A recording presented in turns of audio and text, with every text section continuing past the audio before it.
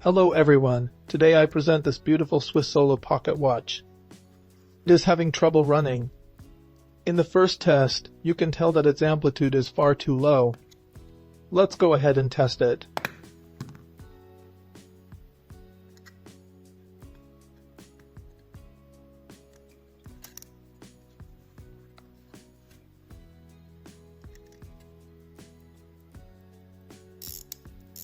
I will fully wind it to observe the balance's operation.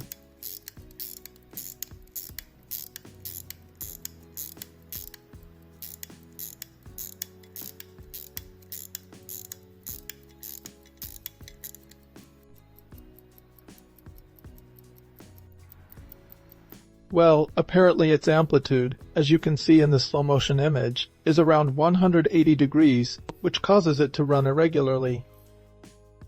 In a pocket watch, amplitude is the vigor with which the balance wheel, that oscillates incessantly, rotates in each direction.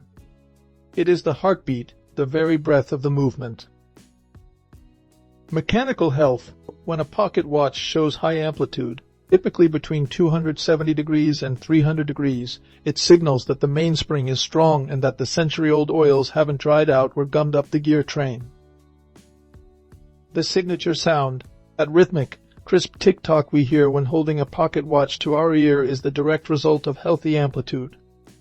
When amplitude drops, the beat grows weak, timekeeping suffers, and eventually, the watch falls silent.